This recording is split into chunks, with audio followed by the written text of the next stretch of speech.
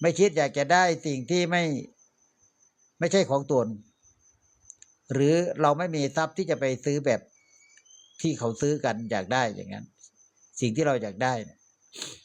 มันมากมันราคามันสูงอะไรประมาณนี้คือเราไม่มีแบบนั้น อยู่ด้วยความสันโดษมักน้อยฉันน้อยอยู่แบบธรรมดาอันที่สองรองลงมาก็คือเรื่องพระสงฆ์ที่โยมบอกว่าพระสงฆ์รับเงินต้องเป็นบาปตกนรก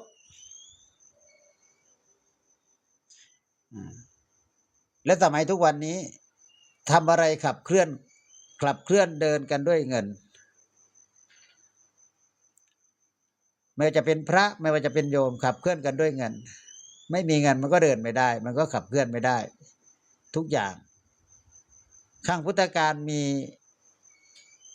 โยมอุปถัมภ์อุปถากค้ำชูแต่โยมบางคนบอกต้องให้เป็นแบบข้างพุทธกาล